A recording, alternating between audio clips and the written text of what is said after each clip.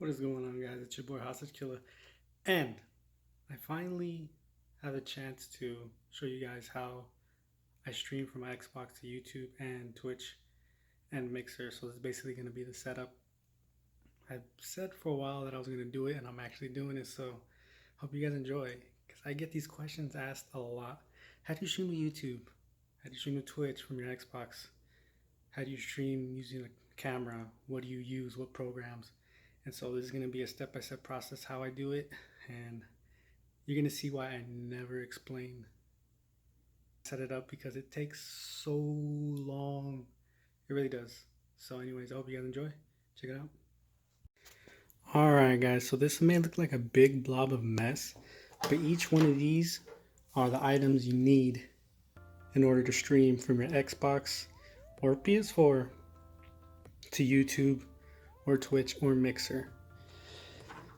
So you're gonna need at least minimum 3 HDMI wires. Here's 3.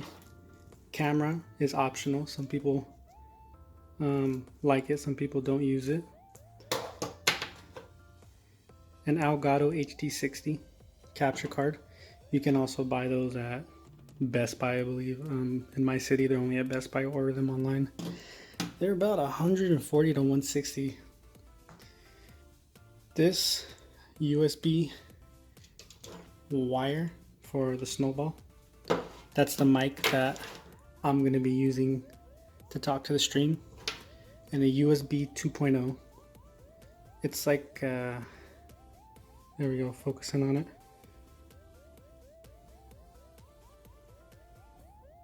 Anyways, this is going to be the power supply to this. Alright, so here we go. So basically, another thing I want to add, if you want a dual monitor setup, I'm going to be doing a dual monitor setup. This is not my ideal setup. I'm just doing this so I can present it to you guys, because it's a lot of wire management that you have to maintain, and it gets pretty tough to keep it looking clean. So anyways, here's Xbox. This is my Alienware desktop that I use to stream. This is my Acer monitor, keyboard, and I gotta get my mouse. So let's turn everything on, and I will show you what program I use and how I connect it all. Alright, so this is a continuation. So you're probably wondering why you need 3 HDMI wires. Well, you need one to connect to your other monitor so you can see your computer to that monitor. And we actually want these other HDMI wires from your Xbox to the other monitor where you're gonna game on. So here I have my computer. I get that monitor. We're gonna turn the Xbox on to display power to that. Okay. So the next step, in order to set up the Elgato card,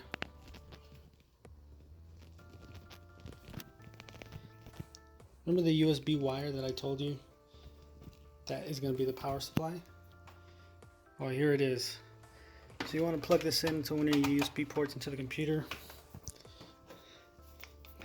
Connect the USB 2.0 into the port in the Elgato. Boom. And I actually got ahead of myself. You want to connect into the back of the Elgato where the USB 2.0 port is, but you want to connect it so the in goes in this slot right here. So from your Xbox into the Elgato, this is what it should look like. And the out port is going to connect, and the HDMI port is going to connect into the out, which is out from the Elgato out to the back of the monitor. So now you should get a display of your Xbox into your monitor. So yeah, that's how you get the power, you get going, and now we have to display the capture card onto this monitor so you can stream or record.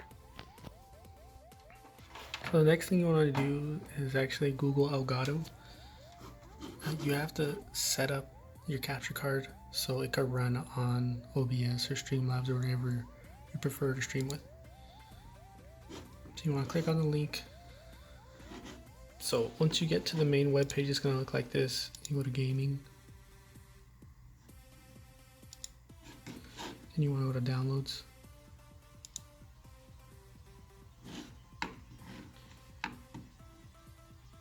You want to download Game Capture for Windows.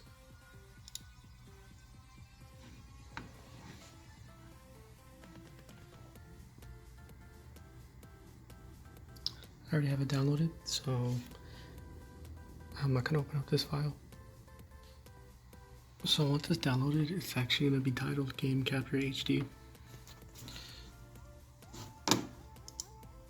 You want to click on it. So once you open it up, usually it doesn't display settings, so you want to go to the settings in the device tab.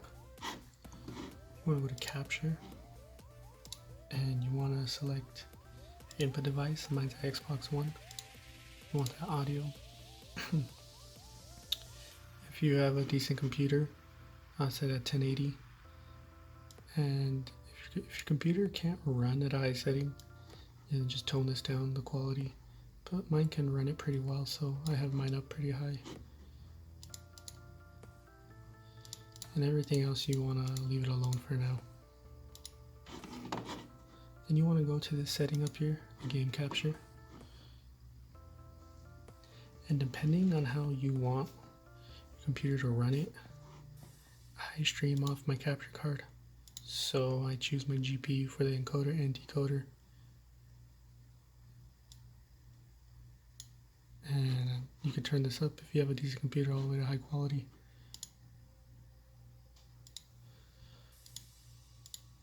Yeah, everything else is default. And once that's set up, you can exit out of that. I have a link in my description. If you guys download that, that actually helps me. If you download and install it, it actually helps me gain revenue from my channel. So if you guys feel inclined to, if you plan on doing this, if this video helps. So anyways, once you follow my link, or if you go to streamlabs.com, you click a download beta, which gives you the Streamlabs and OBS mixed together, which allows you to record and allows you to stream. So once you have the program downloaded, you're going to want to go to the program, double click it.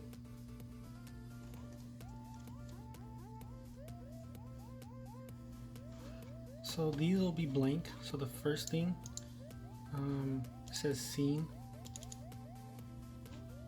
So once you have a scene, you want to go over here to sources. You want to click on add new source. You want to go to video capture device. And it's important to name what you're creating.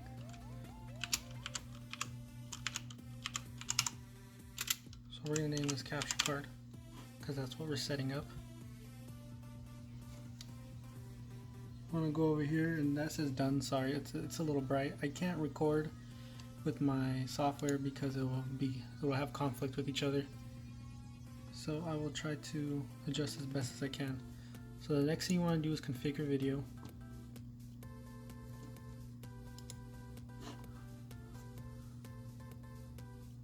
So once it's like that, you will have a settings that will pop up from the Elgato program. And I run mine at 1080. I don't have the best computer. I have a decent computer that has a graphics card and that has an i7 processor, an older one, but it has one. So sometimes it's defaulted at PC. It's just whatever you're streaming. And so I am streaming Xbox One. If you're streaming PlayStation 4, you would select whatever console or device you're going to stream. So I have an Xbox One. I want to allow 60 FPS. I leave that unchecked. I usually have my brightness a little bit higher. It's all preference. So once that's done, it'll actually start capturing your Xbox or whatever console you're using. And so resolution type, I do custom because I want mine at 1080p. I select mine. Actually, you want to match output FPS. You leave video format any, you want this at default. YUV color range, I leave most of this default. And then audio output mode, you want it just to capture what it is default. So that is done. This needs to be adjusted. I have this set up. The next thing you want to do is video capture device. Again, if you want to add a camera, and I have a camera that I use. So we don't want to do add existing source. What we want to do is create a new one, and we'll just type cam, add new source. Okay, so I had to plug in my camera. I have a Logitech. Next thing you want to do is click device, and you want to pick whatever your camera name is. It's Mind the Life Microsoft Cam Studio, and there I am. So after that, you want to configure video. For some reason on my computer, it always has autofocus on. I don't like that because it always gets blurry and it doesn't auto adjust for some reason. So I uncheck it and I turn the focus down to 0. The zoom, everything else is preference. I would suggest fixing this so you don't want the auto, just leave it just focused on you all the time at a 0. Everything else, like I said, is preference. So once that is done, you wanna, and also if you want to, just a quick tip, if you want to adjust this, you can adjust the resolution. This makes it wider. If you do custom, leave this, everything else I would just leave it at default. So you can actually customize that, so you could move this around, place it anywhere you want. It just depends on the game I play. I usually have it in the top left corner. This is preference as well. So we have the cam set up and we have the capture card set up. The next thing you want to do is set up the Bluetooth snowball, which I use. It's not Bluetooth, sorry, Blue Ice. So the next thing you want to do is audio capture. Add source and name this whatever your device is called.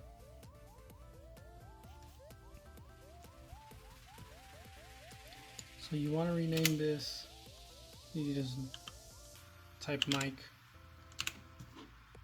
whatever you want, add, and you want to click device, and mine is not connected, so the next thing you want to do is actually connect it. You want to double click on the mic from the sources. You go to device and you want to go to microphone blue snowball, because that's what mine is. So it's going to be whatever yours is called. So now you will be able to tell if there's audio if you see it moving. And I am talking and it is capturing my voice.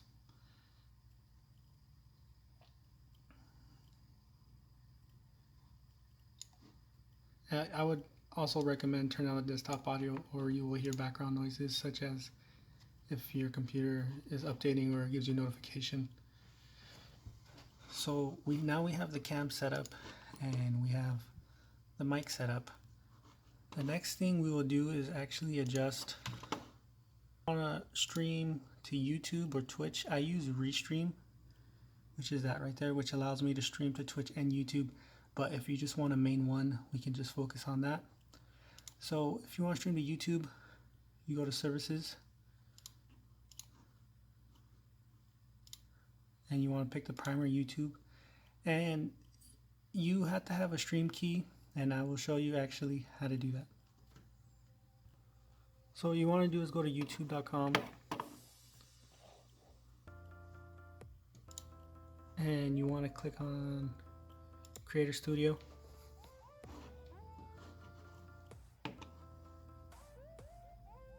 You want to go to live streaming.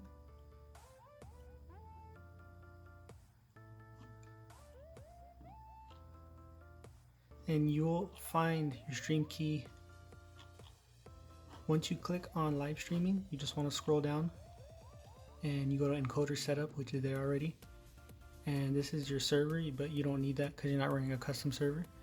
You go to reveal, highlight it, copy it,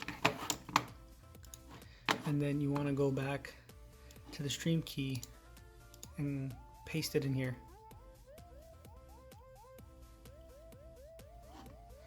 So once that is done,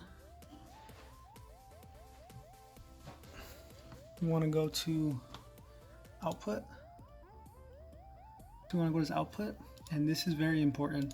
So if you are running a desktop and you do not have a great computer, I would suggest going to the NVENC. If you click this, the software, this actually runs off your processor, and if you don't have a strong processor, you're gonna have a lot of buffering issues, a lot of skipping. So this is what I use, and I can run it at 1080. And then the next thing you want to do is have that on CBR. And next we're going to go to bitrate, and this is very important. This depends on your bandwidth. So I will show you how to check what your bandwidth is. I'll show you what what mine is and what I run it at. Because this, if you run it too high, then it'll actually make your internet lag and your stream lag, and it'll be a bad experience for you and the people watching you. What I want to do is go back to your web browser and google.com, even though it was already right there. Some people, that's not their default home screen, so that's why I did that. And then I have you Google speed test, and you want to go to speedtest.net, speed test by Ookla. So you click on go, and I would recommend this website because you don't have to download anything, and you let it run all the way. This is your download speed, but what you want to pay attention to is your upload, because this is what the bit rate is going to be for your stream, and you got to see where your max is, what your max upload is, and you kind of want to tweak your settings to adjust to that, because you can't run it at 10. So mine is running at 10 to 11. I wouldn't recommend running at anything higher than 5. So what I was talking about, 5 is the bit rate, and we're gonna go back to that right now. So I get 11 upload. So you want to keep track of what your number is. You want to go back to StreamLabs OBS, go back to the output from the settings, and then you go to bitrate. And generally what I do is I usually do half of what that was. So the higher the bitrate, the higher quality, but also if people have slow internet that are watching you, their stream will buffer. So you kind of want to find a balance. You don't want to run one too high, because sometimes it'll affect your internet and make you laggy, as I was saying earlier. So if you're lagging, that means your stream's lagging most of the time. So a good number, I would say, is 5,000, not 500, because your stream will be blurry and pixelated. So mine's 11 upload. So the next thing you want to do is type the bitrate. So I run mine at 5,000, and keyframe interval, set that at 2. And your preset, you want that at high quality.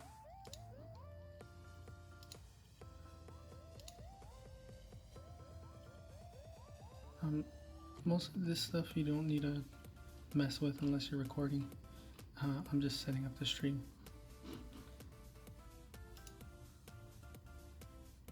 So audio, we have that set already. I have mine set at 1080.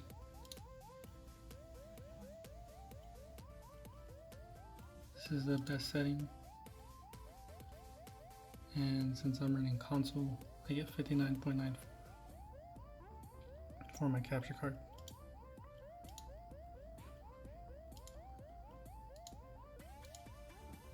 So I'd set this at normal, process priority. If you want to set a stream delay, you can. You would enable and set how many seconds you want. I leave mine off because YouTube already does a 25-second delay. and I have mine on night mode. If it's not on night mode, then it's super bright, and I stream at nighttime, so I like that. So you want to go to done,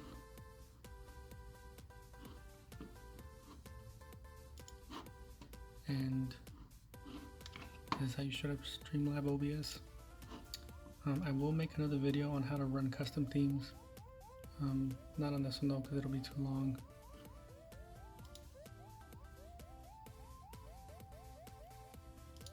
So yeah, when you're ready to go, you just click go live and you're set, ready to go. Don't forget guys, if you enjoyed the video, to drop a like and let me know what you think, what I can improve, and what you would like to see next. Thanks for watching. Peace.